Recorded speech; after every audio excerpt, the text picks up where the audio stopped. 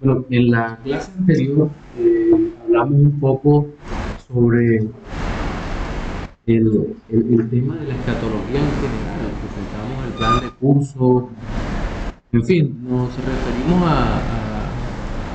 a las clases, cómo iban a ser y hablamos de los contenidos. Nuestro primer contenido básicamente fueron las generalidades de cuál va a ser nuestro enfoque de enseñanza escatológica, y en este caso un enfoque milenial. Lo habíamos dicho, ya sobre eso vamos a profundizar. Pero el contenido de nuestra clase de hoy es sobre la muerte y el estado intermedio. Es el segundo contenido del plan de curso, la muerte y el estado intermedio. Y quiero iniciar nuevamente con un enfoque tomado de la realidad presente. En el año 2020, o el año 2020, será recordado por la mayoría de las personas como uno de los peores que se tenga memoria. Apareció en escena una nueva plaga que terminó llamándose el COVID-19. Y creo que ese virus o esa plaga le recordó al mundo la fragilidad y la transitoriedad de la vida, pero también le recordó al mundo la inminencia de la muerte física.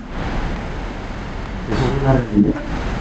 El mundo nunca antes había tenido tanta prosperidad hasta 2019. Jamás. Una cosa que nunca se había visto. La sociedad de consumo a nivel material había pensado en la producción de beneficios, el crecimiento económico a nivel global.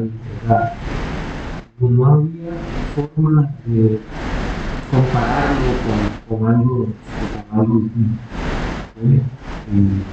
maravilloso, por decirlo así. Pero el principio del año que ya estábamos aparece el COVID-19. Y en qué ocasión todo esto, pues viene ese miedo a morir que la gente empezó a experimentar con la aparición del virus. Y digamos que hubiésemos esperado, o los más optimistas habrían esperado, con relación a la vida del espíritu, que conversiones masivas. Todo el mundo hubiera esperado conversiones masivas, es decir, arrepentimiento y fe en Jesucristo. Esperaríamos que fuera la preocupación principal de todos los hombres en el mundo. ¿Dónde voy a pasar la eternidad? Habíamos pensado en eso. Pero tenemos que decir con tristeza que el principal temor del mundo, mayormente no cristiano, fue perder su forma actual de vida. ¿Cómo vivo hoy? Sus comodidades, no poder reunirse con otras personas, no para adorar al Señor, sino para cualquier cosa. Y creo que las oraciones paganas que más se hacían tenían como contenido común la petición de restaurar todo a como estaba antes. Querer ver eso, querer ver que todo fuera como antes, sería lo que se pedía.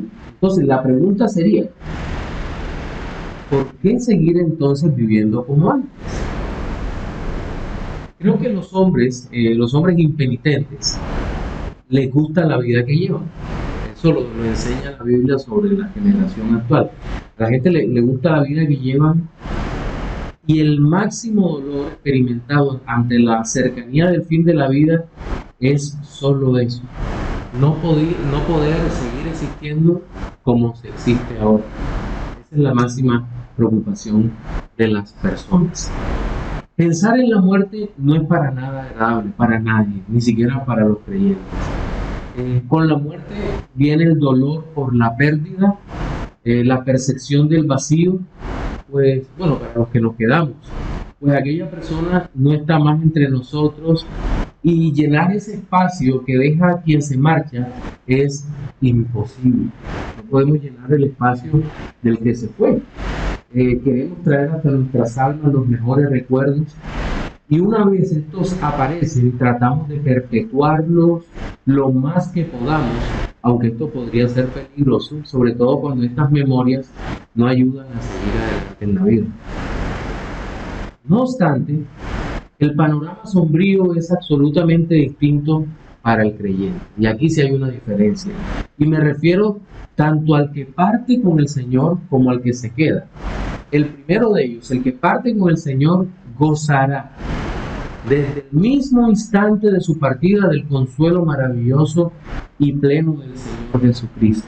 Mientras que quienes se quedan en este mundo serán consolados, pues el Dios que nos salvó en Cristo es el dador de toda consolación, como bien lo expresa la segunda carta a los Corintios, capítulo 1.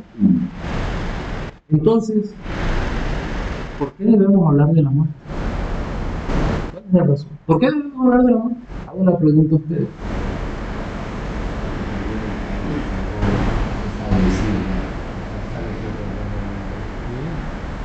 De hecho, ese es el versículo que va a servir de base. Sí. Sí. ¿Qué otra? ¿Por qué debemos hablar de la muerte? Una realidad inevitable. Sí. A lo que la muerte nos lleva a la reflexión.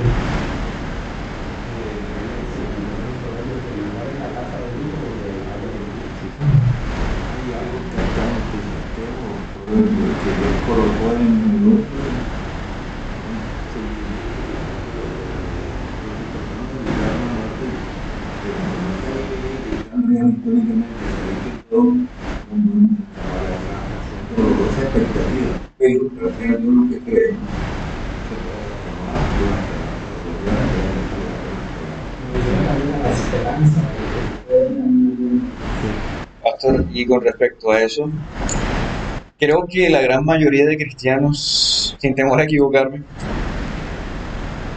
por el simple hecho de saber que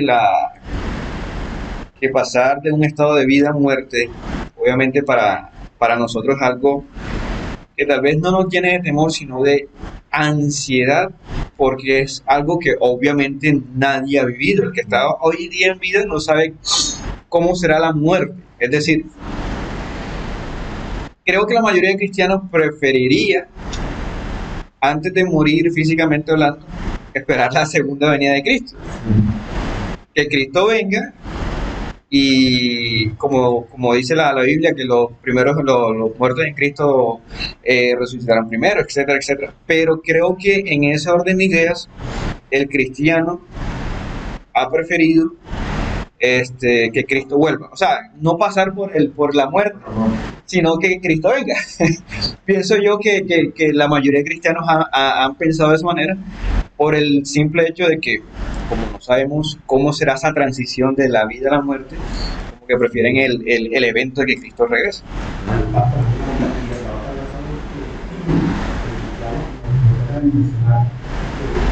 Nada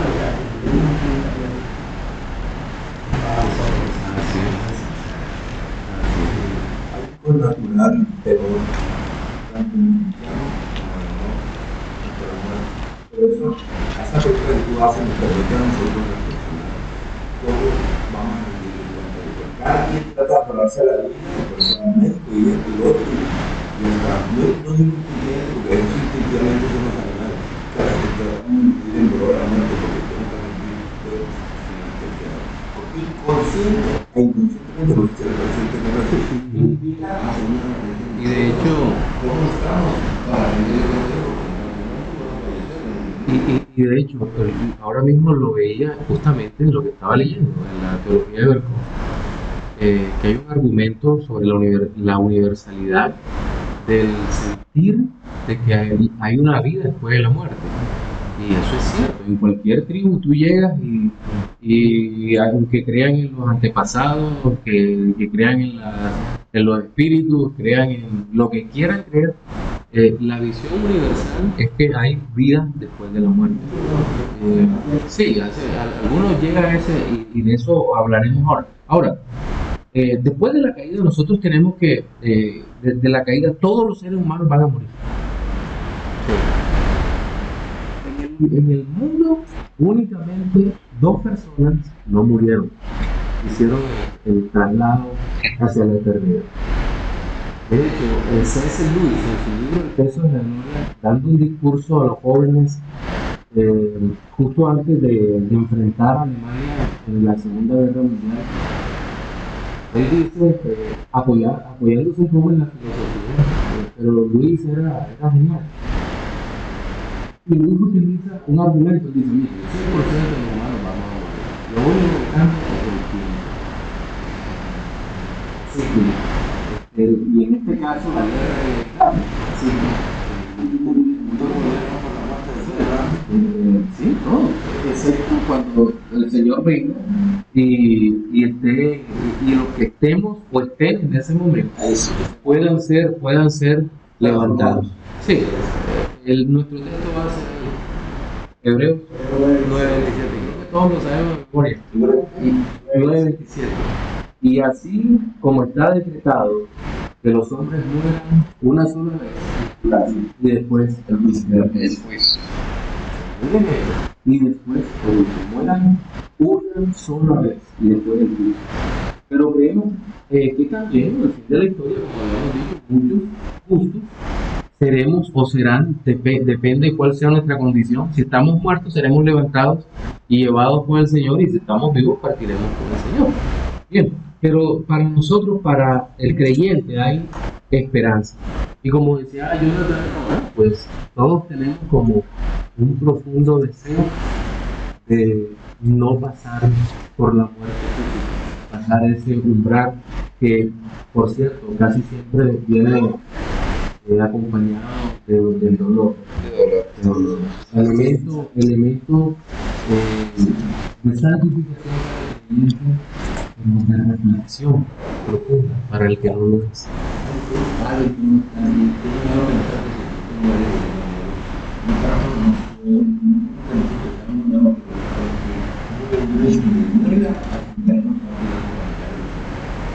Sí, yo he pensado eso muchísimas veces, sobre todo cuando yo creo que cuando uno se va haciendo, como dicen los argentinos, más grande,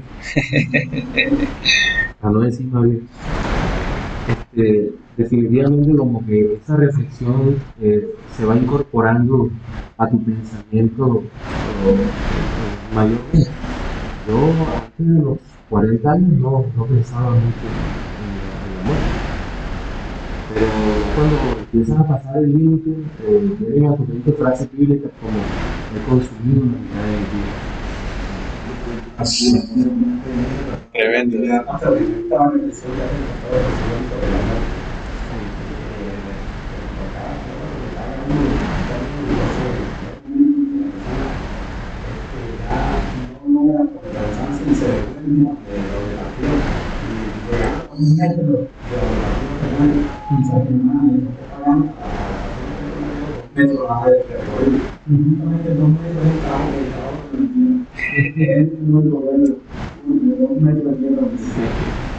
¿Tú tenías algo de Sí, he pasado por esta interrogante experiencia en nuestra familia. 3 cuñados se están muertos en 4 años para acá. 3 cuñados, y se me hace una mandada.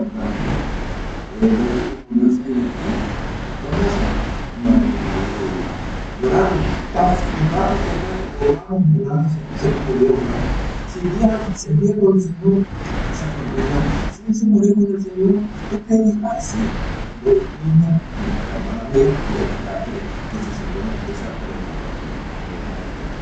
Y esos momentos antes de la muerte, sobre todo a un moribundo, por ejemplo, que se está muriendo de cáncer, por ejemplo.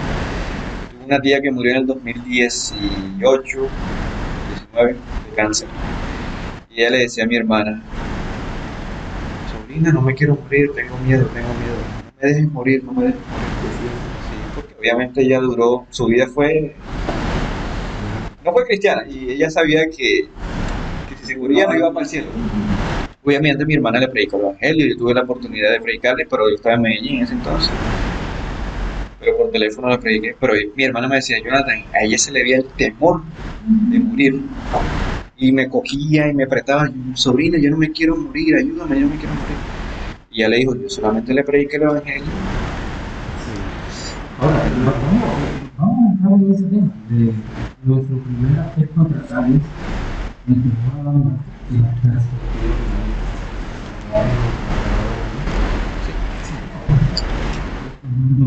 Ya sé que el próximo sábado, aunque sean festividades acá, yo creo que podemos venir.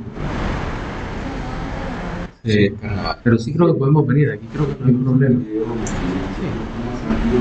Sí, es mucho más tranquilo. Entonces, en la primera parte de la teología de las últimas cosas, es lo que se conoce como escatología individual. La otra, es decir, todos los demás eventos son escatología general. Pero hablamos de escatología individual, porque esto se ocupa del sujeto que se enfrenta a la muerte y de las respuestas que la escritura da sobre este particular. El resto de los sucesos finales, ya habíamos dicho, son escatología general.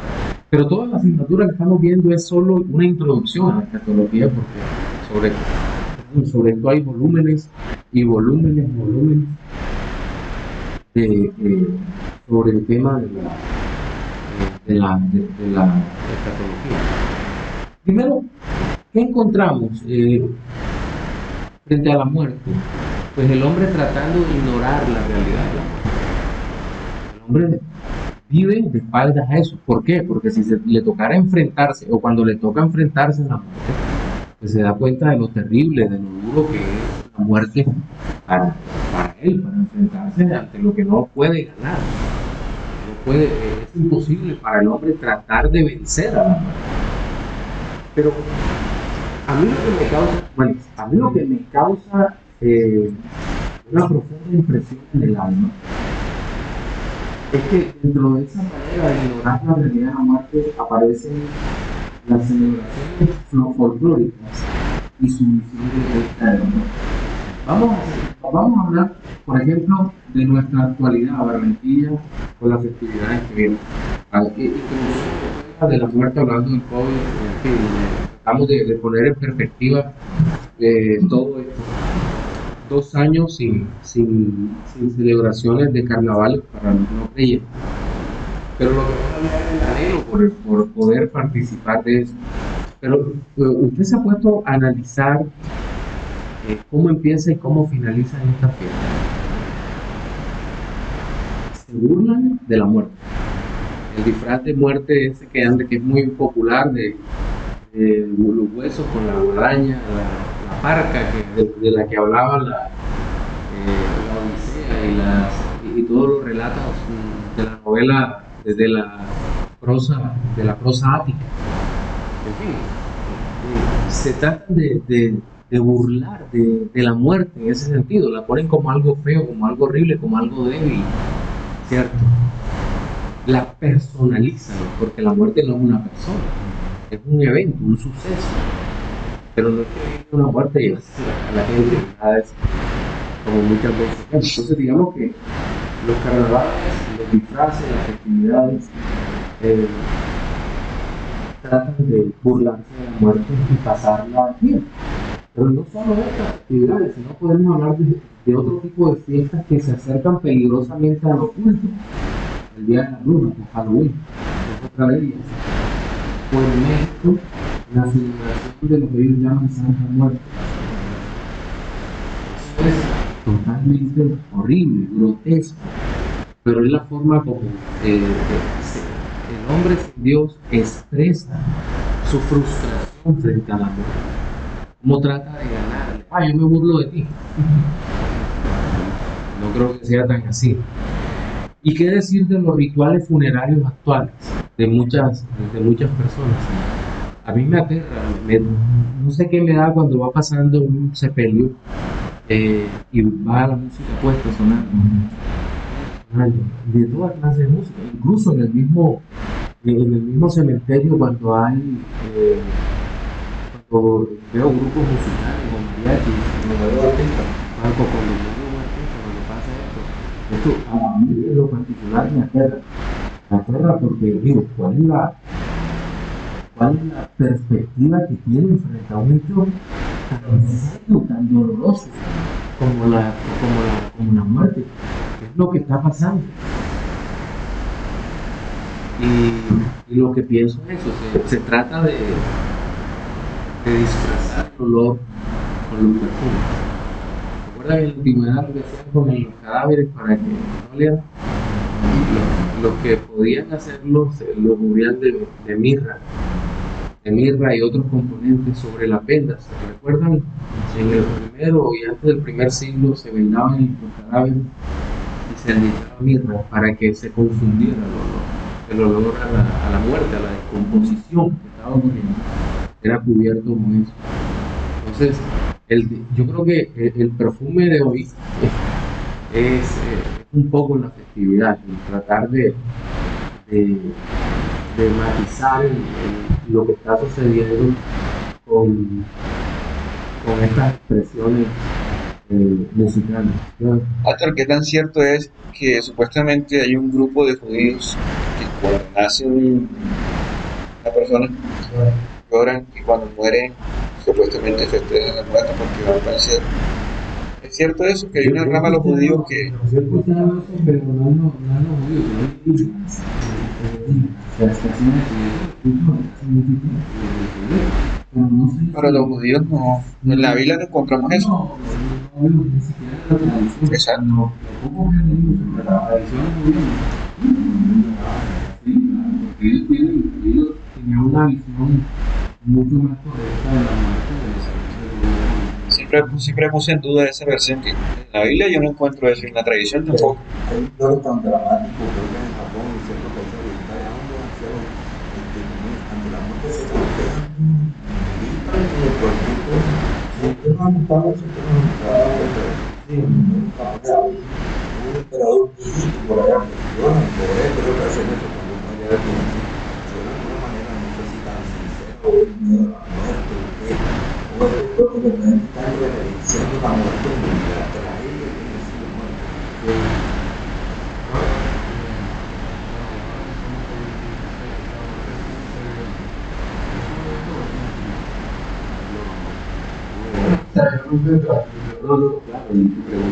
Es válida.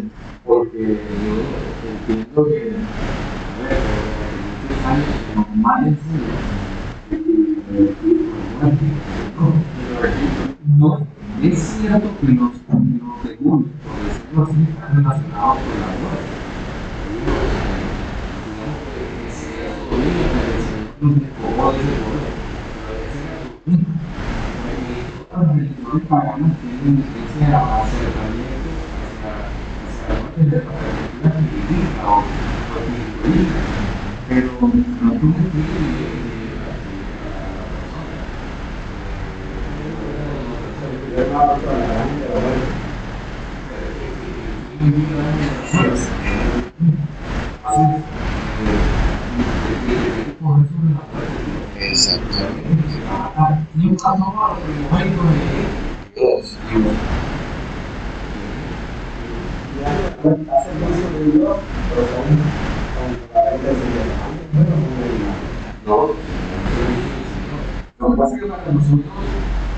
la muerte, para el ser humano, la muerte puede ser considerada un evento malo, triste, doloroso, penoso, una pérdida, pero Dios no lo es. Y de eso vamos a es como ahí está el punto. Es como el pastor Paul Washer, él hace como un tipo de especulación. Él dice que en el día final, cuando los muertos sin Cristo sean juzgados y sean lanzados al infierno por el Señor, nosotros, los que hemos sido redimidos por Cristo y los ángeles, nos vamos a levantar en pie y vamos a aplaudir ese evento, no porque nos alegremos de lo que le está sucediendo a los impíos, sino por la justicia que está aplicando Dios. ¿Ya? Y de pronto hoy día alguien puede ver ese escenario como grotesco. ¿Cómo vas a aplaudir que alguien sea condenado? Un familiar, exacto. Pero es como lo que decía el pastor. El Señor no ve la muerte como algo grotesco, sino como Él ejerciendo su justicia sobre el impío. Ahora, hay una reflexión también que podemos hacer acá, y es que entre más intenta el hombre alejarse de la muerte, más consciente se hace de ella. Fíjense todo esto. Piensen en todas las festividades que hemos hablado y todas las situaciones que hemos visto. El hombre trata de alejarse y más consciente se hace. ¿Y por qué se hace más consciente? Porque es el único ser que es consciente de su debilidad y de su inminente muerte. Los animales no son conscientes de eso. Los animales huyen porque tienen un instinto por huir, ¿cierto? Pero el hombre es consciente de la muerte. Y esto es una realidad. Ahora, hay otra perspectiva humanista sobre la muerte, y es la idea del espíritu trascendente y convertido en cuasi divino. Creo que todos hemos visto eso, ¿verdad? Muchos no creyentes, ellos creen que la persona que muere sufre un cambio radical en su condición ontológica, es decir, deja de ser un humano normal y ahora se transforma en un ser espiritual poderoso que los cuida desde el cielo. Esta idea está fuertemente arraigada en el paganismo de todo el mundo. De todo el mundo. No, el catolicismo romano, más que claro que sí.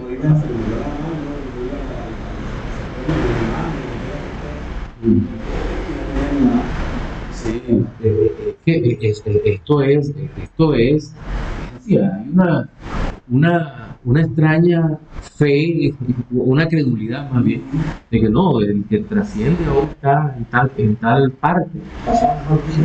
Sí, y más de una vez ya cuando ha pasado el dolor de los días, si alguien me dice, ¿tú crees que mi hermano, si tu hermano no era creyente, o tu papá, o tu primo, no puede estar con el Señor?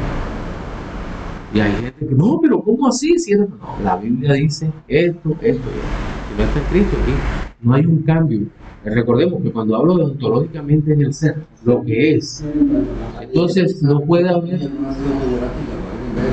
No, pero cuando pasa el tiempo, yo el mismo día me quedo callado, los días siguientes. Pero posteriormente, cuando la conversación se presenta, no, ven acá, claro, porque yo tengo un compromiso con el Señor primero.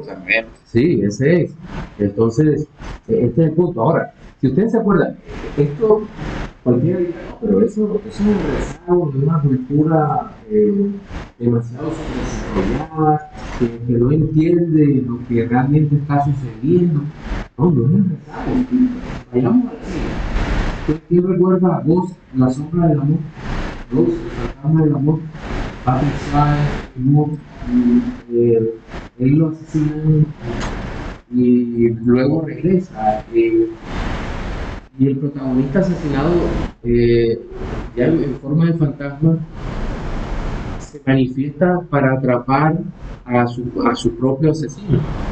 Y lo hace a través de una espiritista. La espiritista La morena. Sí, no recuerdo la película. Pero esa película fue un éxito. Y el tema musical, después que había pasado de moda, volvió a ponerlo en primer lugar. ¿Por qué? Porque a la gente le gusta creer este tipo de situaciones antes que lo que el Señor dice.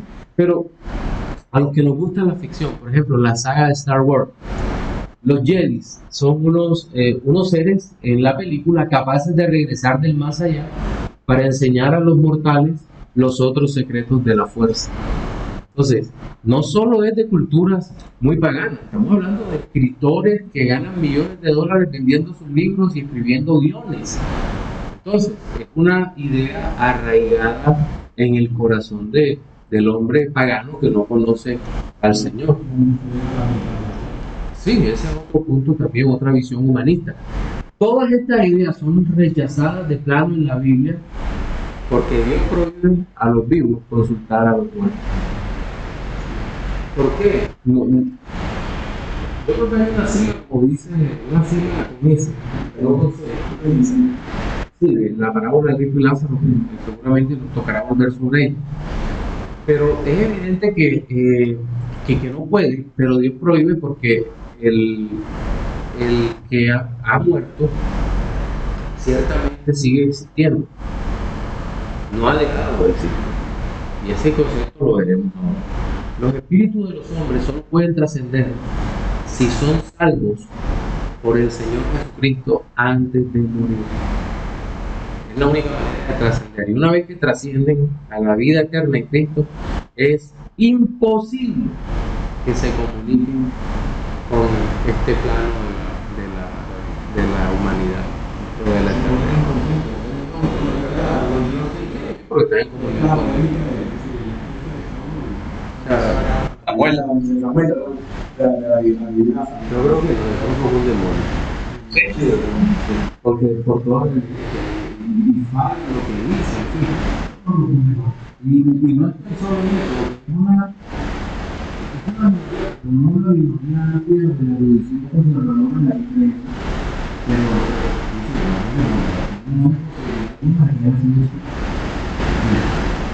pero bueno, hemos hablado ahora de la idea del espíritu trascendente, pero también está el esfuerzo intelectual que lucha por la no existencia. Y cuando hablo de esfuerzo intelectual, casi siempre son posiciones filosóficas.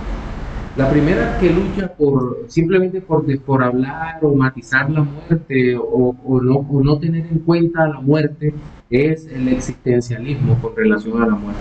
Recordemos que, en resumen, ¿qué es el existencialismo? Es como la idea filosófica de que importa el aquí y ahora, el momento. No, digamos que es vivir el hoy, el presente, es lo importante para el existencialista. Es mucho más profundo que eso, pero digamos que podemos resumirlo así para que podamos contextualizar lo que vamos a decir. Entonces, esta visión filosófica, a pesar de sus grandes problemas, cuando se compara con el pensamiento que nos enseña la Biblia, es una de las que trata de enfrentar el problema de la muerte sin evadirlo. Es que a diferencia del nihilismo, ¿recuerdan lo que es el nihilismo? Es la visión filosófica que dice que no hay sentido en la vida. Eso es lo que cree el nihilismo. Nietzsche, por ejemplo, era nihilista. Nietzsche. Sí. Entonces, en cambio, el existencialismo lucha por encontrar significado en la vida, pero en el ahora. Y no necesita ser un filósofo existencialista para entender que mucha gente lucha por tratar de encontrar significado en la vida. Pensadores como Martin Heidegger han dicho que el existencialismo contempla al hombre como lanzado en la existencia y dirigiéndose a un término concebido como naufragio total. Sí, porque ellos como en su lucha no está Dios presente. No, estamos puestos en esta vida, pero el naufragio total, la frustración máxima, la muerte. El existencialismo también sufre debido a la angustia que le genera saber que se enfrentará a lo desconocido. Esto describe a la mayoría del ser humano.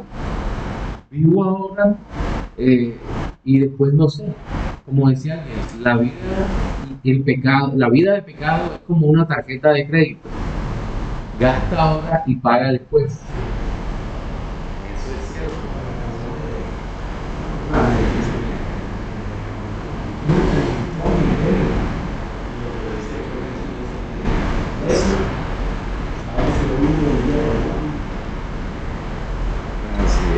Entonces, el existencialismo es eso, ¿no? Tenían algunos.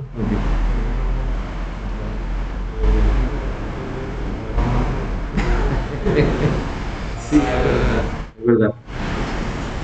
Positivismo y muerte. Como siempre, la filosofía positivista parece una especie de sofisma al momento de enfrentar la muerte. Por una parte, critica el pesimismo existencialista y ven la muerte como inexistente mientras estamos vivos. Pero por otra parte, se le nota una profunda cobardía por enfrentarla, aunque es un hecho por el que todos tenemos que pasar. El positivista casi siempre dice, mira, la muerte no existe hasta que pasemos por ella. Y cuando pasemos por ella, no existe. Un sofista realmente no creo que... no era positivo. Augusto Conte fue el pero no sé si él está involucrado en estas citas, pero no era Kant, tenía otro tipo de pensamiento. Materialismo y muerte. El materialismo dialéctico se caracteriza por no hacer mención de la dolorosa realidad por la que todo el hombre deberá pasar. De hecho, como en su ideología perversa no existe la trascendencia del alma, tratan de superar este vacío tomando de otras filosofías. Por ejemplo, ellos dicen la esperanza del recuerdo perpetuo del hombre, y por eso son tan tenaces en sus luchas por ser recordados por sus obras, aunque estas obras sean perversas. Recuerden que la máxima expresión en el mundo del materialismo dialéctico es cuál.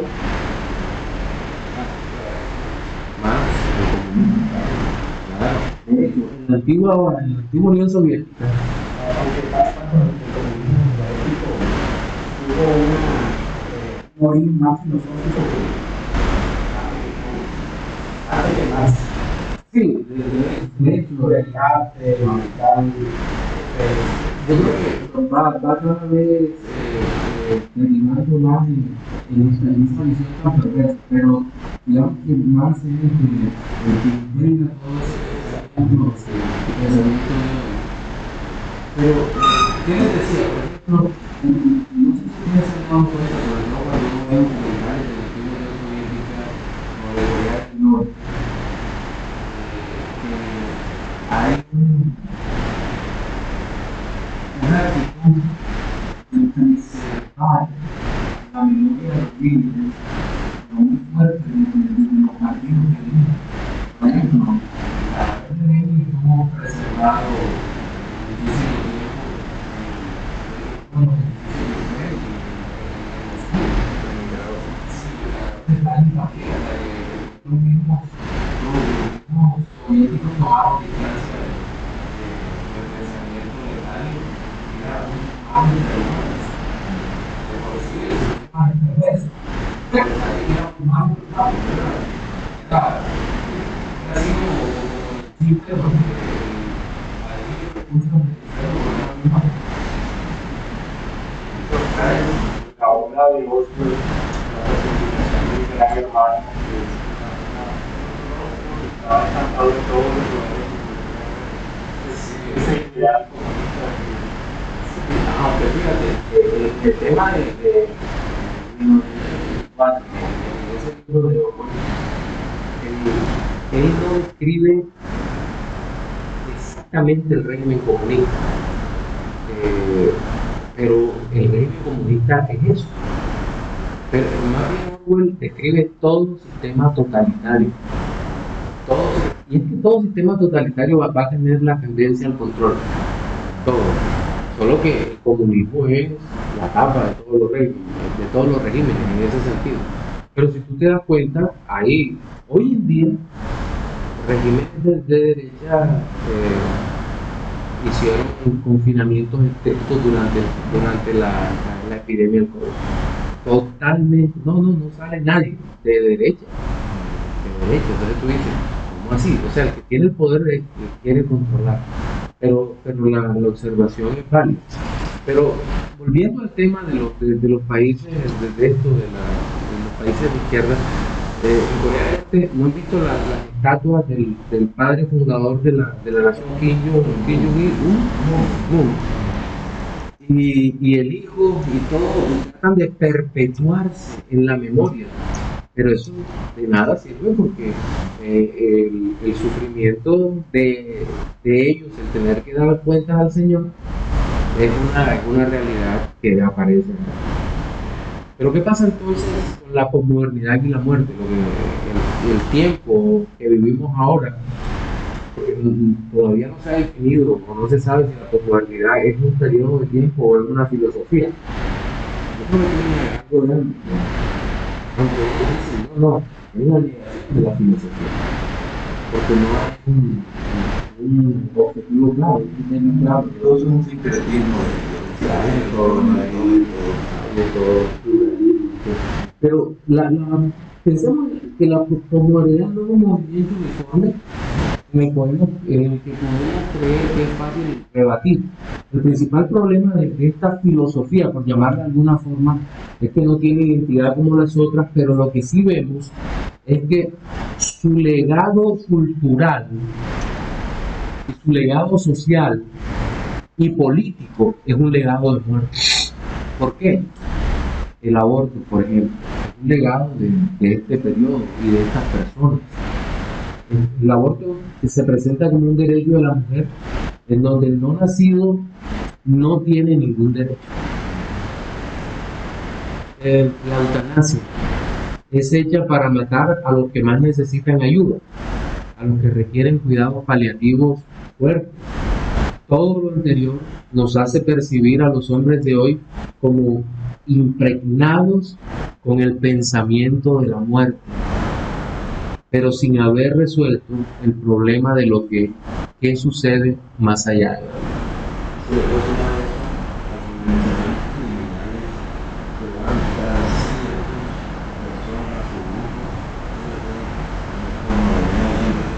No, eso siempre ha existido, eso siempre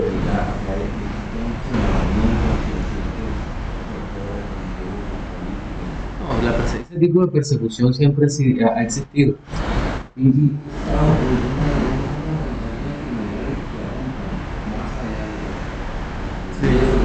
sí, claro que sí.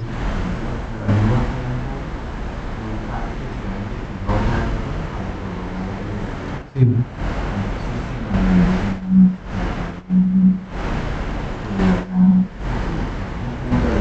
Lo que yo no sé, Arnulfo, es si es que es complicado, porque nosotros hablamos de posmodernidad y pensamos que, voy a usar un lenguaje metafórico, que es un espíritu que cubre todo el mundo hoy. Pero yo creo que los que están haciendo verdadera ciencia, están investigando, están por fuera del alcance de ese espíritu, porque ellos están pensando en términos concretos de cómo mejorar las cosas. Y por otro lado, se están mejorando y está aumentando la ciencia a unos niveles que nosotros no sabemos incluso en la medicina. Fíjense con la velocidad que se encontró la respuesta a través de las vacunas ahora con el COVID, los medicamentos que hay, los tratamientos que hoy hay que no había hace 40 años, tratamientos por decir algo. El que le daba tuberculosis hace 60 años era una condena. Hoy en día no, hoy en día es una enfermedad, el VIH. Hoy en día el VIH es una enfermedad crítica, pero no una enfermedad mortal. Los claro que sí. Y a mí me sorprendió hace poco, murió hace poquito el que le hicieron el primer trasplante del corazón de un cerdo, murió. Pero tú te pones a pensar, ya están haciendo esto posible. Trasplante de un órgano de un animal a un cuerpo humano. Nos toca mirar la valoración ética de eso, pero nos pone a pensar, ciertamente, ¿no? De cuánto ha avanzado la ciencia, pero al mismo tiempo va a haber de todo, y seguramente cuando estamos estudiando bioética vamos a abordar ese asunto. Pero lo que sí es cierto es que juntamente con el avance de la ciencia parece haber un retroceso en el pensamiento y en la manera como se retroceso espiritual, un retroceso moral, un abrazar todo aquello que Dios aborrece, ¿no?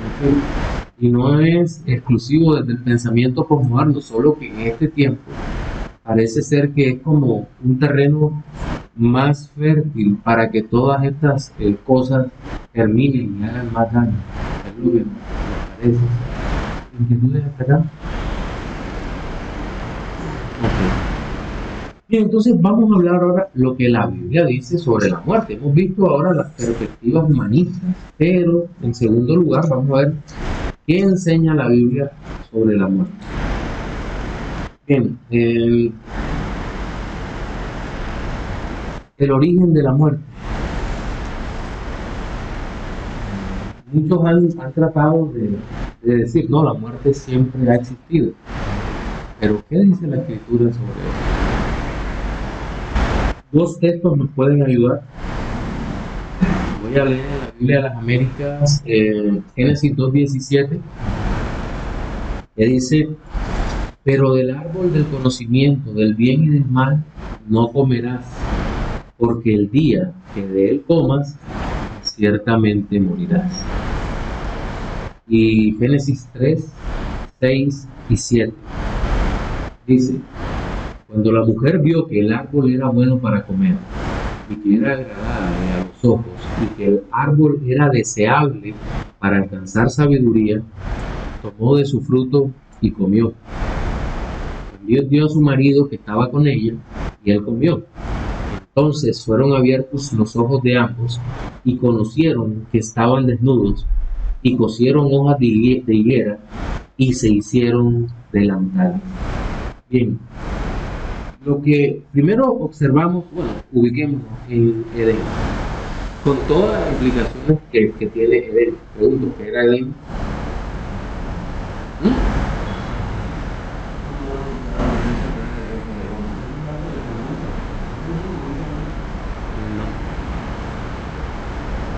Era un lugar mucho más reducido. Dice que Dios preparó un jardín. Bueno, sí, donde habitaba. ¿Algo más? ¿Se me está escapando algo?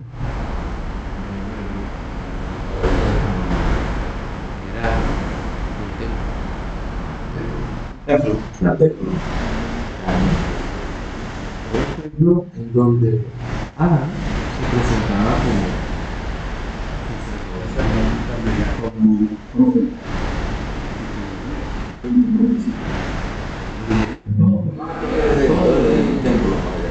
ahora, miren la similitud que tiene con el cielo. Lo describe Apocalipsis. Sí.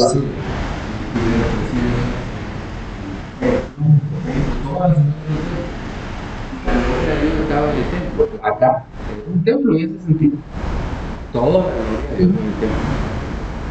Y allí, en ese templo, ahí estaba el oro, mejor dicho, a la vista.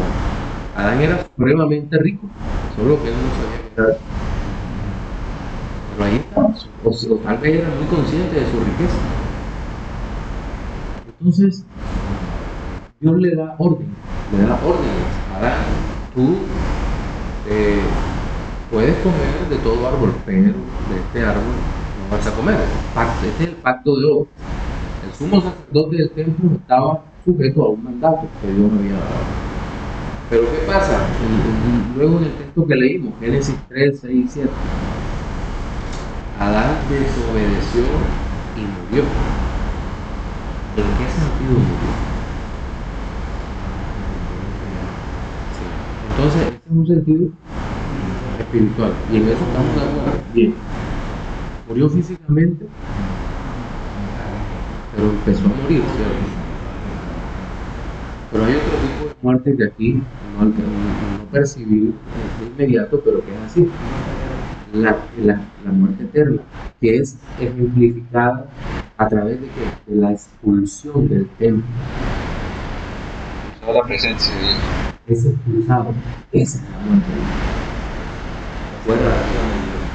Fuera, sale de la presencia plena. No puedes estar acá porque pecaste. Esa es la gran tragedia. Pero aquí es donde viene todo el tema.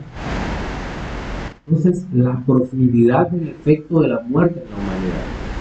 Principalmente en la escatología individual, lo que evaluamos es la muerte física.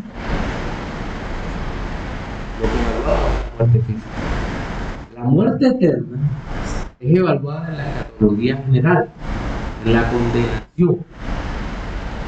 Pero acá evaluamos principalmente la muerte física y evaluamos de manera transversal con la soteriología, con la amarteología, con la teología del pecado, abordamos la profundidad del efecto de la muerte en la humanidad. Y esta parte sí toca hablar, el efecto de la muerte en la humanidad. Romanos 5:12-15 dice: la separación de en la general también. Pero lo que pasa es que como está presente en toda la teología, tienes que mencionarlo en la teología del pecado, pero también en la teología de la salvación, en la teología de la redención. Pero toca mencionarlo acá porque está presente. No tiene un nombre de categoría así No, claro que no. Bien, entonces Romanos 5, 12 al 15 dice, por tanto, como el pecado entró en el mundo por un hombre, y por el pecado la muerte, así la muerte pasó a todos los hombres, por cuanto todos pecaron. Pues antes de la ley había pecado en el mundo, pero donde no hay ley no se inculpa de pecado. No obstante, reinó la muerte desde Adán hasta Moisés, aun en los que no pecaron a la manera de la transgresión de Adán, el cual es figura del que había de venir. Pero el don no fue como la transgresión, porque si por la transgresión de aquel uno murieron los muchos, abundaron mucho más para los muchos la gracia y el don de Dios por la gracia de un hombre, Jesucristo. ¿Qué trajo el pecado? La muerte. Porque la paga del pecado es muerte, mas la dádiva de Dios es vida eterna en Cristo Jesús. Es decir, no hay solución humana para la muerte. La única solución posible la brinda Dios, la da Dios en Jesucristo. No hay otra manera de afrontar la muerte. Ahora, la condición de pecadores de todos los hombres hace que la muerte haya pasado a todos los hombres, la muerte física. Cuando Adán experimenta por primera vez la visión de la muerte,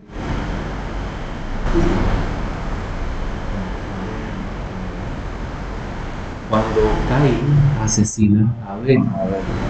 Anteriormente no había muerte física. Entendemos o deducimos o inferimos que hay muerte física de un animal que Dios toma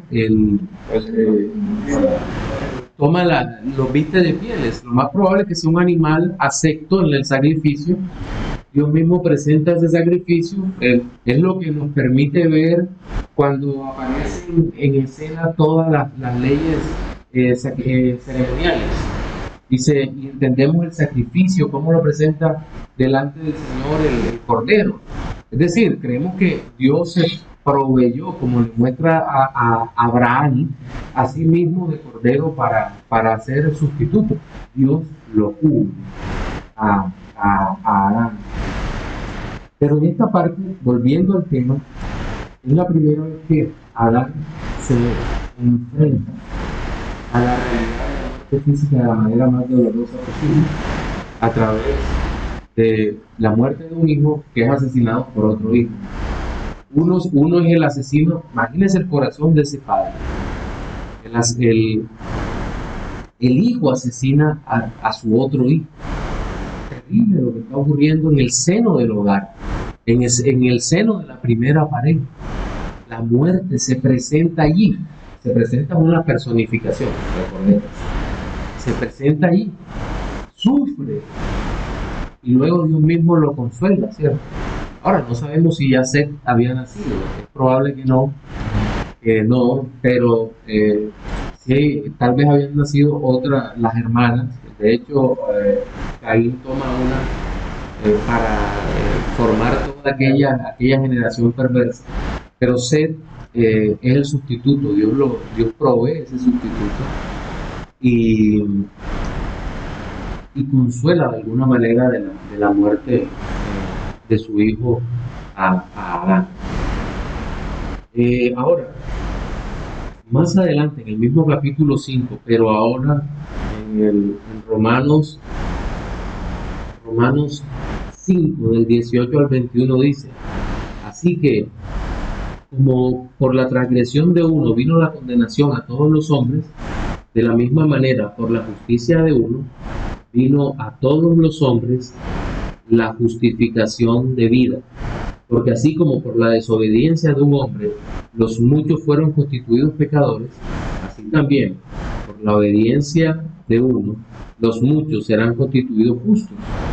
Pero la ley se introdujo para que el pecado abundase, mas cuando abundó el pecado, sobreabundó la gracia, para que así como el pecado reinó para muerte, así también la gracia reine por la justicia para vida eterna, mediante Jesucristo, Señor nuestro.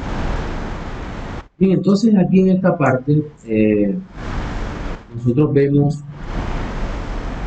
que el segundo Adán es el único que puede vencer total y plenamente a la muerte, cualquier tipo de muerte.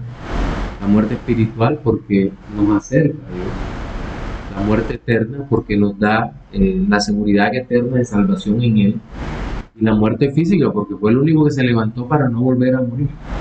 Se levantó de la muerte física, venciéndola con poder. La tumba no pudo retenerla. ¿Por qué? Porque Él es Dios sobre todas las cosas, Él es la vida, y era imposible que la muerte tomara control de la vida. Él es la vida, Cristo es la vida. Pero habíamos dicho que nuestro Señor perdonó nuestros pecados y deja sin efecto la condena eterna para los escogidos. Como dice el himno de Wesley, maravilloso el gran amor, en una de sus estrofas que dice: hoy ya no temo la condenación, Jesús es mi Señor y yo suyo soy, vivo por el que es mi Salvador, confiado en su justicia. La expresión de esta es realmente maravillosa. Entonces, la vida eterna nos es dada a los escogidos por la gracia del Señor. Y curiosamente, o maravillosamente, nos será restaurada la vida física, pero no bajo las condiciones actuales que nosotros tenemos. Nosotros hoy en día envejecemos, sufrimos, nos enfermamos, morimos.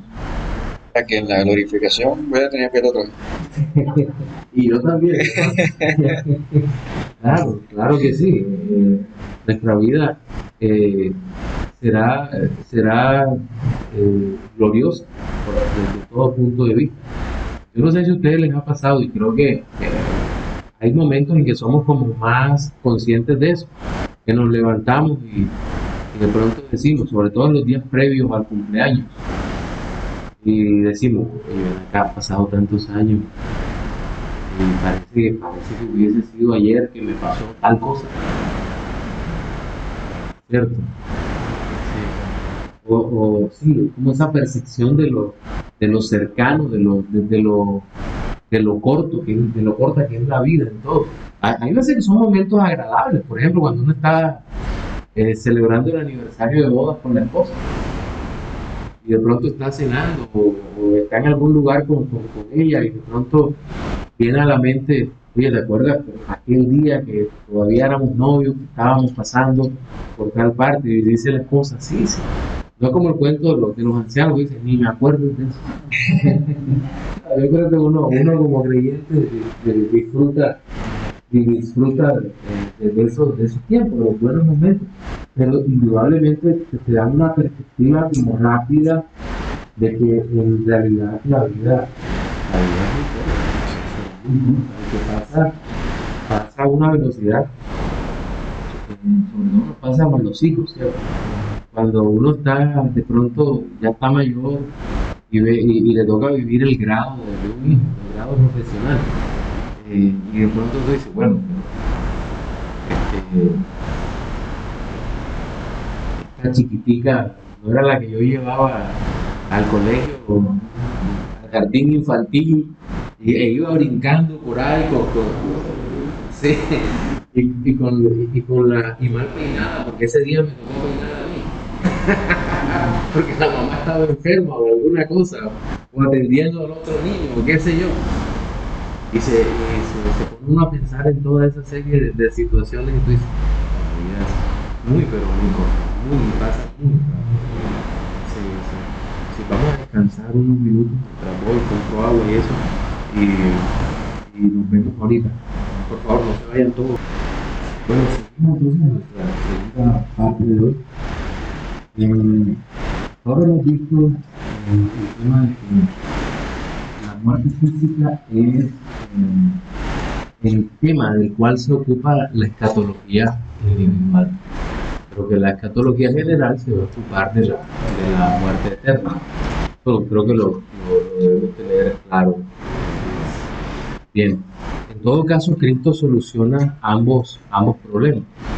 Solo que, al parecer, el tema de la muerte eterna lo soluciona de inmediato con su muerte, imputando su justicia a los escogidos, mientras que el de la muerte física será solucionado después. De hecho, hay una reflexión muy común entre autores, y es: ¿por qué razón, si Cristo perdonó nuestros pecados y ya no tememos la condenación, entonces por qué razón seguimos muriendo?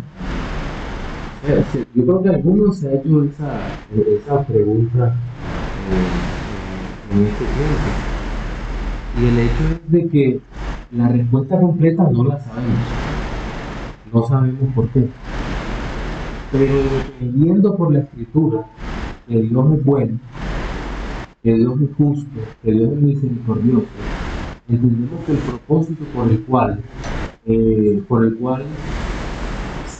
seguimos muriendo físicamente los seres humanos es un propósito bueno, y encontramos respuesta en la santificación. Todo este proceso, este mundo, Dios lo ha puesto para nuestra santificación, y que todo lo que nos pasa, el dolor, el sufrimiento, para la gloria de Dios. Y es decir, eso se refleja en que nuestras vidas deben ser más reflexivas, más santas, unas vidas que sean más para la gloria de Dios.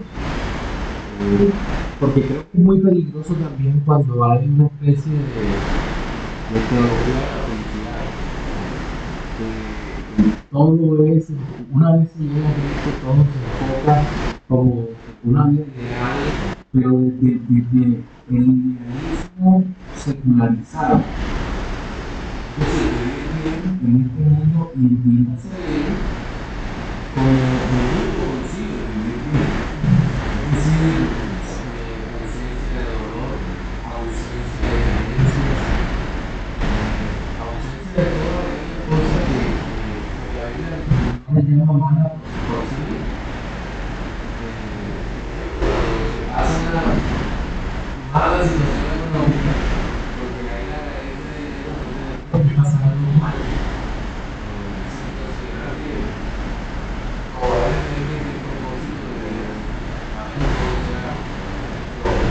Pero el dirigente en su labor,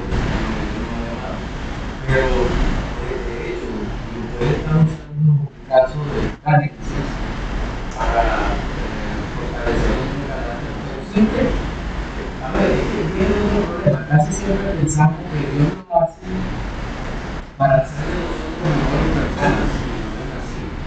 Es una consecuencia del verdadero propósito por el cual Dios trabaja en nuestra vida.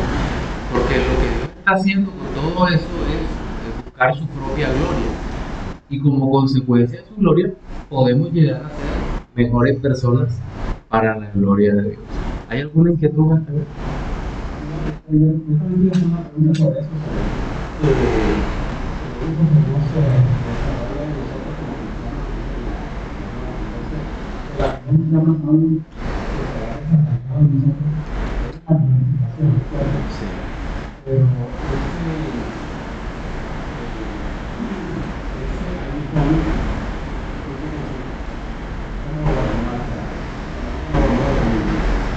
que pasa es que cuando el texto dice: ¿dónde está, oh sepulcro, tu muerte, tu victoria, oh sepulcro, tu aguijón? Es que ese es el temor, la profundidad del temor que todo, aún el creyente, tiene de morir. Eso es una realidad. Nosotros no podemos negar, pero habiendo sido glorificado donde no hay más muerte, ¿qué temor se va a tener sobre eso? Creo que en sentido positivo, ese aguijón nos ayuda a refrenarnos de hacer muchas cosas pecaminosas, crear seamos cualquier vertiente del cristianismo, seamos calvinistas como nosotros, o seamos cristianos, simplemente decimos, en un momento que está la muerte, cada perspectiva, yo no quiero pecar. Yo quiero pecar porque esta situación está allí, dentro, y la inminente de la muerte, me dice que no puedo seguir pérdida debido a mi actitud de la economía está involucrada en la teoría de la formación del hombre. Y la razón de ser el centro es Dios, no a Dios, pero la razón de Dios del hombre, podríamos enfocarnos en esta teoría, a partir del siglo o de la caída del hombre. O este siglo, por decirlo así, este siglo, pero a partir de la caída del hombre, a partir de cuál de la caída del hombre. Complejo porque yo les decía que aún en el Antiguo Testamento hay unos elementos escatológicos que hoy en día no lo son. Por ejemplo, toda la profecía del Antiguo Testamento hubiese un solo cumplimiento o doble cumplimiento apuntaban a Cristo. Pero una vez del periodo del Señor Jesucristo, digamos que hay una escatología cumplida en esa primera venida, ¿cierto? Pero ahora hablamos de la esperanza económica de la segunda venida de Cristo. Alrededor de eso gira todo nuestro sistema económico. Alrededor de toda esa realidad. Entonces, nosotros podemos decir de toda la vida hay pero nos toca dividirlo y enfocarlo hacia la esperanza de la segunda venida. Entonces, la película. Sí.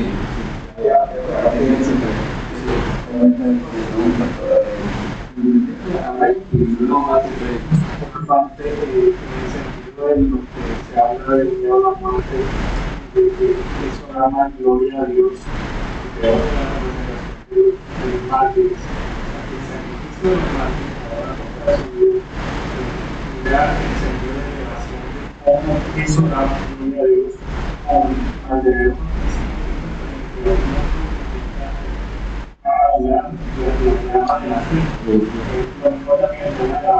que se hace más probable de predicar en la persecución aún también se tenga la muerte y se eleva la gloria de Dios.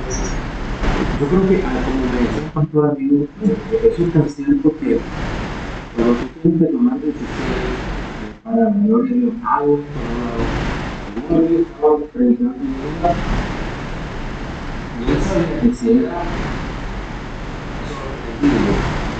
enseñando lo que estaba enseñando, le podría acarrear dolor, desaparición, muerte. Si le iba bien, lo deportaba. Entonces él decía, ¿enseño o no enseño? ¿Y qué termina haciendo? Enseñando. Le voy a enseñar a hacer de esto. Y yo creo que lo que tú dices, o sea, a pesar de que temor al dolor, de la muerte, todas esas situaciones, pues obviamente te dan gloria a Dios, la vida de Dios. Pero porque si he notado, no sé si ustedes también, que siempre se ha predicado, nosotros buscamos a Dios como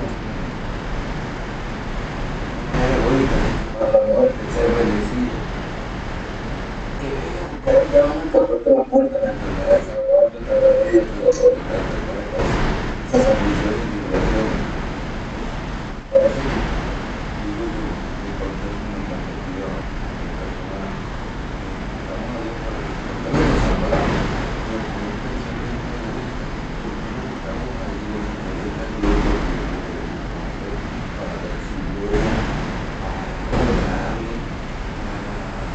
Él dice, tú, para todo el mundo, solo para mí. Todos tenemos ese pensamiento y vamos por la razón equivocada de Cristo. Y solo cuando Él tiene misericordia de nosotros es que podemos ver así todo eso. Esa es la realidad que nos enfrentamos. Y pasamos entonces a nuestro tercer y último aspecto a tratar de hoy, y es la esperanza del creyente. Bien, hay varias preguntas que necesitamos resolver. ¿Qué pasa después de la muerte? Es el punto que ocurre. ¿Qué pasa después de la muerte? ¿Y qué dice la Biblia que pasa después de la muerte? Bien, la Escritura dice, por lo que nosotros podemos ver, que hay una conciencia después de la muerte. Es decir, el hombre sigue estando consciente después de la muerte. Creyente o no creyente, porque nosotros, como ustedes están hablando del negacionismo ahora, o como que lo llaman también esa parte, de la segunda oportunidad, que también ha invadido de alguna manera el protestantismo de alguna parte, inclusive con el tema del gasto secreto, y si tú quedas acá tienes una segunda oportunidad y todo eso. Bien, el asunto acá es que realmente la Biblia nos está hablando de que la muerte es el inicio o del gozo eterno o de la condenación eterna. Esta es una realidad a la cual nos enfrentamos. Ahora, para hacer eso, para entenderlo desde esta perspectiva, solamente lo podemos asimilar si creemos que el hombre tiene una parte material y una parte inmaterial. Una parte material que se desgasta, que se destruye, el mismo Pablo lo destruye con los vecinos, porque sabemos que si es la habitación se destruye, se va a tener una hermano de hombre, que le llama un edificio para hablar del cuerpo glorificado, el problema de la entonces, ahorita que la muerte física es la separación del alma del cuerpo y el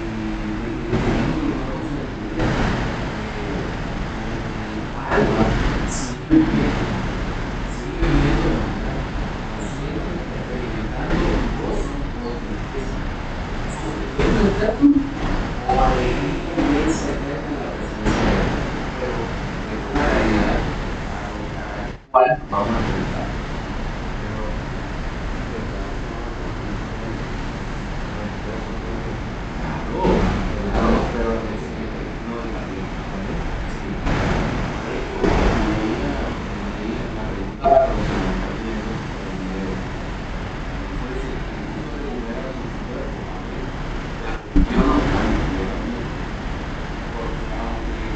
No puede experimentar el dolor y no puede tener un sufrimiento muy grande. El asunto es que también tenemos un cuerpo no glorificado, pero que seguramente no será destruido, sino que padecerá el sufrimiento una y otra vez y otra vez. De la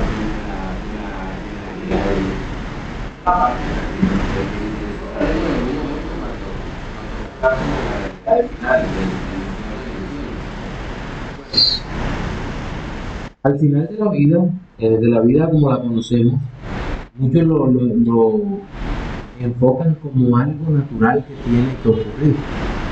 No, la muerte es lo más antinatural, porque el hombre no fue hecho para morir. Adán no fue hecho para morir. Algunos han dicho, sobre todo pelatianos, y algunas sectas, no, es que Adán iba a morir. Si Adán pasaba la prueba, se le iba a dar la inmortalidad del alma. Pero la Biblia dice que Adán fue creado inmortal, pero que podía pecar y con el pecado la muerte. Y el día que pecare ciertamente morirá. Si no,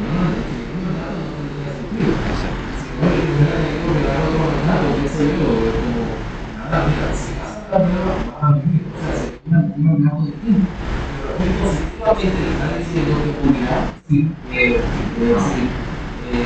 pasaba el horario que mandamos que Dios le había dado. Entonces, la muerte no era inherente a la creación. No sé si la demás criaturas iban a morir, parece que no, porque dice que pecado, toda la creación cayó. Toda la creación.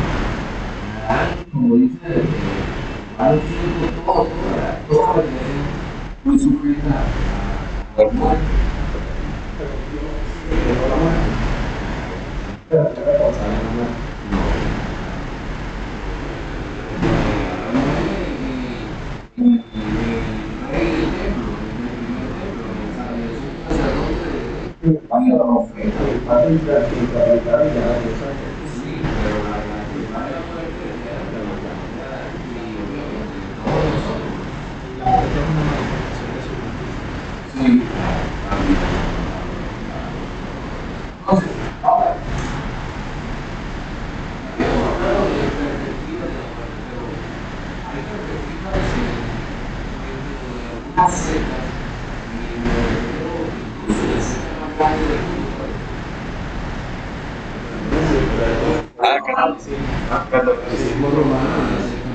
Tiene una de las doctrinas más perversas sobre la muerte.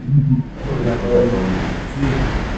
A mí me da risa que están leyendo ahora de Dios en la iglesia y otras cosas. Existe la doctrina de la purgatorio, pero no la academia.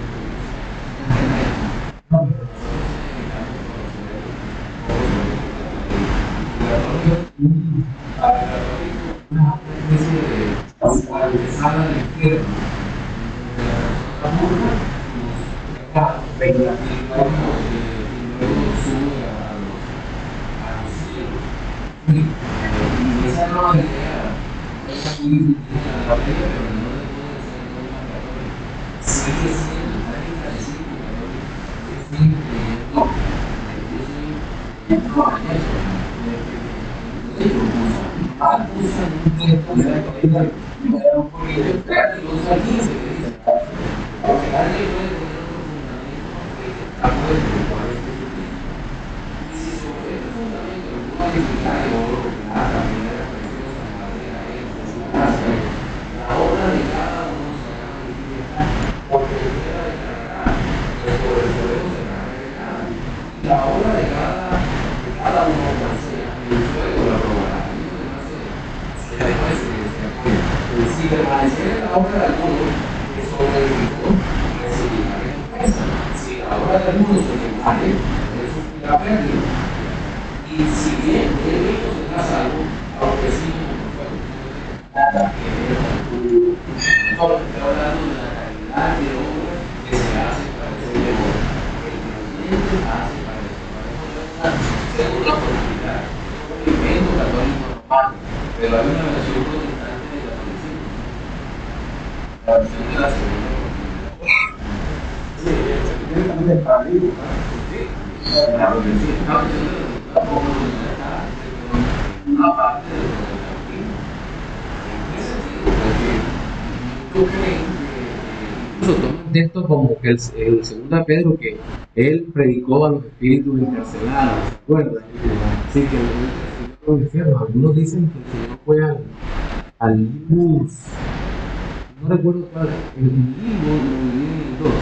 En un limbo que es también como una esfera previa al infierno, en donde según ellos se concentró una gran cantidad de los santos del Antiguo Testamento y el Señor Jesucristo llegó allí y los liberó.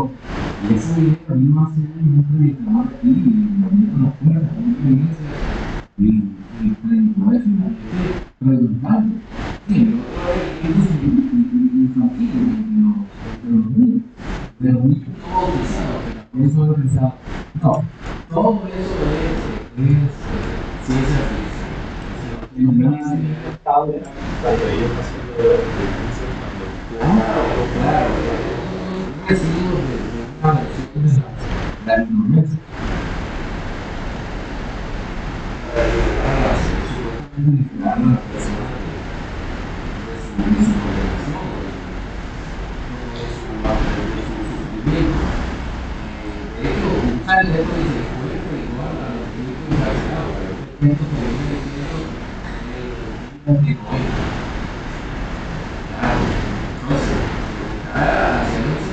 está en la segunda de Noé, el arca, donde se salvaron 8 personas, no era su esposa, sus 3 hijos y las 3 esposas de los hijos.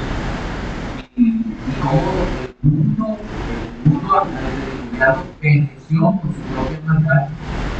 Y durante 120 años, el evangelio fue predicado de forma gráfica y de forma verbal.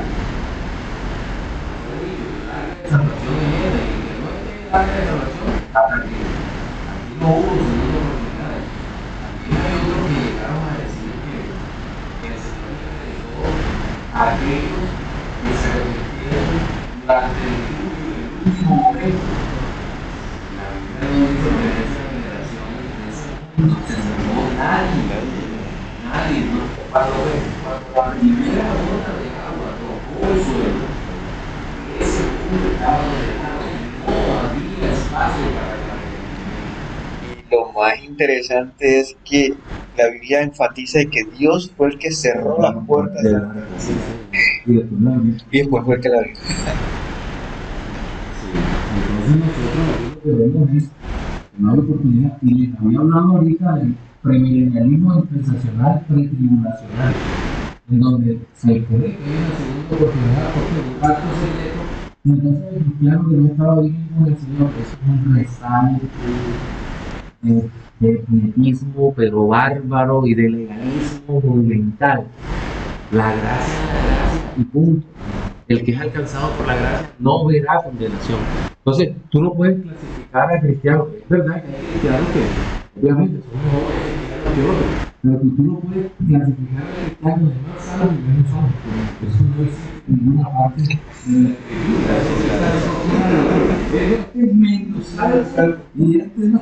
Y algunos toman de esto como, que este hombre dice, el Señor le dice a este hombre, que no estás en el reino de los cielos. Entonces, ese es menos algo. Incluso los puritanos cometieron errores. Ustedes saben que una de las aplicaciones del sermón dice para los creyentes, para los no creyentes. Muchos puritanos decían para el creyente, para el que está en proceso, para el que no es, para el que está medio, para el que está en había cuatro grupos a los que le aplicaban, no todos, pero un grupo interesante de predicadores. El pastor John Dickey, que es el director del seminario puritano, los indica fuertemente, dice que este es uno de los grandes errores del puritanismo. Entonces, ¿por qué? Porque nosotros podemos hacer clasificaciones, como hoy en día pretenden algunos ultralegales. No, ustedes son más o menos, y ustedes... No, eso no funciona de esa manera. ¿Qué iba a decir? Otro concepto, estamos ya en la introductoria, ya pero el concepto de trato con respecto a ¿quieres tú ser tomado o ser dejado? En el caso de Noé, por ejemplo, o una pregunta, ¿tú quieres ser dejado? ¿Quieres ser dejado o un dinero tomado? Pero así, Noé no lo dejó. El evangelio me dice que un punto no será tomado, ¿cuál es el punto más nada? El dinero, porque el dinero fue dejado, no fue tomado, y si no dejó, se salvó. Yo soy tomado para dejar, pero soy dejado para venir a mirar conflicto que la tierra. Yo digo que toda esta idea de segunda oportunidad ha hecho muchísimo daño. Mente escapista y por un lado y por el otro segunda oportunidad, mezcla fatal para el cristianismo.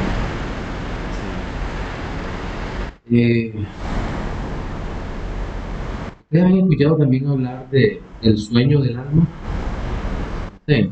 Es una visión, sobre todo, creo que todavía los adventistas tienen esa idea del sueño del alma. Es decir, cuando el hombre muere queda en absoluto reposo sin conciencia hasta que Cristo venga regresa por segunda vez y estará sin conciencia. Pero yo creo que el tiempo rebate ese absurdo es Filipenses 1, 21 al 23, que dice, porque para mí el vivir es Cristo y el morir es ganancia. Y uno se pregunta, ¿cómo puede ser ganancia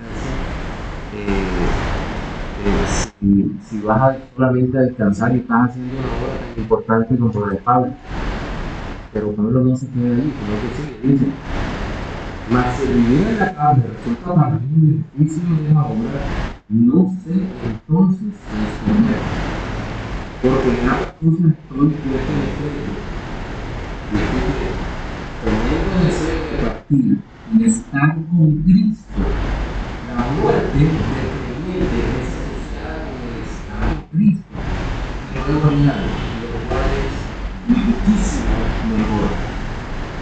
¿Cómo puede ser mejor si lo vas a seguir haciendo la obra? No, porque vas a descansar. No, eso no es lo que dice Pablo. Pero tú sabes mejor para él y para la obra. No, es que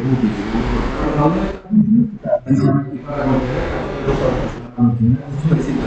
Todo lo que había que poner la pregunta, siempre pensamos en términos de lo que más nos conviene, ¿verdad?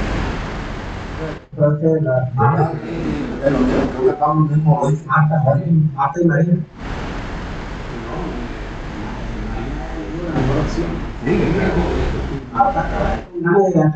Así es.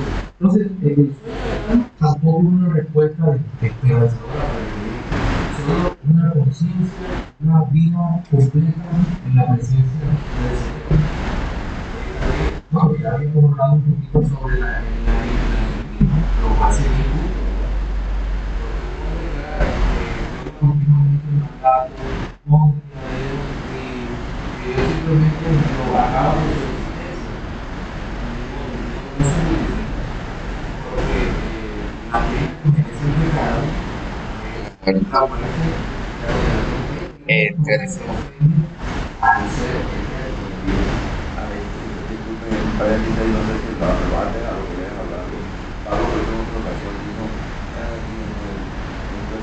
en la connotación espiritual de cada día muere. Sí, pero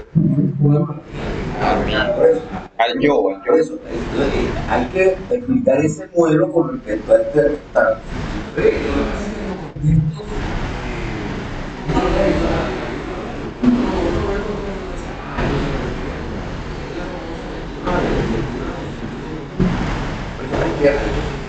Tipo de diferencia, porque posible, una pregunta, entonces la pregunta, porque estamos hablando de la muerte, como estamos en la perspectiva espiritual, la muerte espiritual, la muerte física, hay que hacer las separaciones.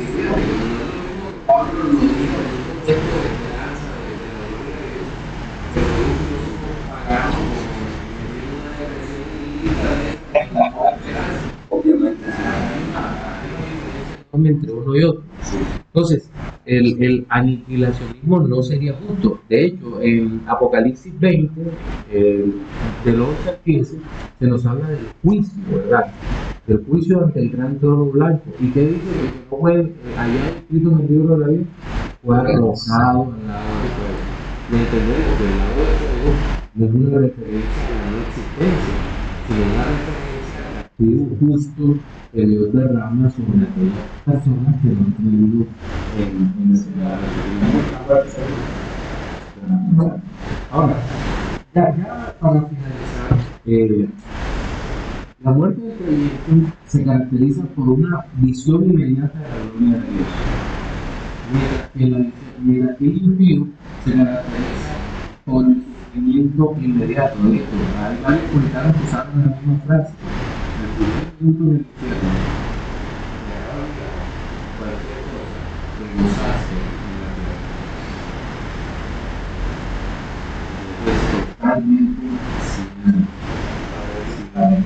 vida. Ese Cristo.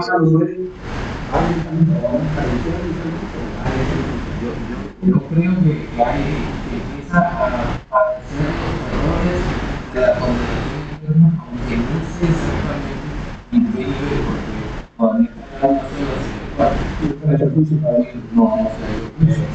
Y aquí palabra del rico que aquí la digo, Lucas 16, esa. ahora, se logra regular, a veces decisiones primero corriendo un poquito el menos de la vida real, si estuviera diciendo, mira, el resultado de una vida, una vida es fácil. ¿Usted cree que el infierno es arrepentimiento? No hay arrepentimiento por ningún lado. Porque arrepentimiento es un don. Es un don. Pero de hecho, miren el hombre llamado el rico, la pretensión que tiene, manda a Lázaro que no como así, Tenía tantos siervos. sí, dile que me traiga, no, manda a alguien que vaya a mi casa. Todavía cree que tenía la misma autoridad que tenía cuando era. No, o sea, realmente no hay Tenía conciencia de rezar. Tenía conciencia. Porque como que mandamos a hacer, para que no le predica. Claro.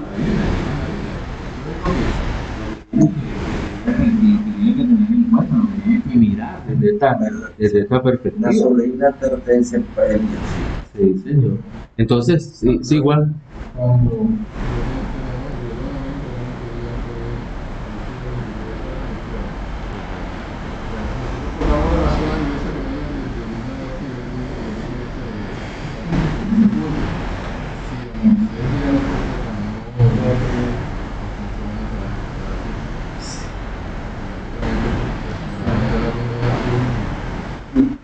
Y es que esa historia de Lázaro y el rico refuta esas supuestas revelaciones del infierno.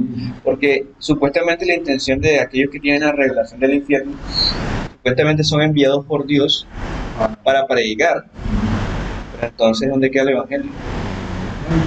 Los milagros por encima de la gestación del evangelio. Y las locuras que dicen, uno escucha unas locuras y yo digo, y más de una vez yo creí en eso, me quedaba todo con el asombro, ¿no? Pero de pronto cuando yo la veo, yo, pero ven acá si la Biblia dice esto,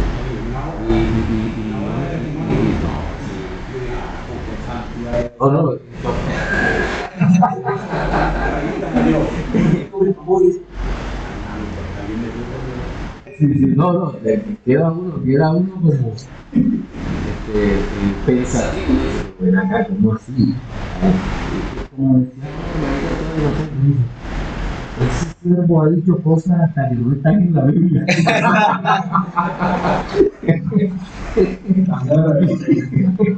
No, nosotros realmente uno hoy se ríe, pero es un caso lamentable, desde todo punto de vista lamentable, porque tú no puedes echar a un lado la escritura simplemente para dar prelación a lo que alguien se nos ocurre. No, entonces todas esas situaciones son tan terriblemente complejas. Miren, les recomiendo la lectura de Berkhof, de Luis Berkhof, de la teología sistemática. Es muy buena sobre la muerte física y van a poder ampliar algunos conceptos, pero les pido por favor que la lean con la Biblia en la mano, porque Berkhof él pone la cita y a veces no la comenta. No dice, como dice él infiere que tú estás con la Biblia en la mano. Entonces, les pido por favor que miren eso, porque creo que es de mucho beneficio toda la unidad del libro, la unidad de teología en esa parte. Bueno, no sé si hay alguna otra intervención. Vamos a cerrar.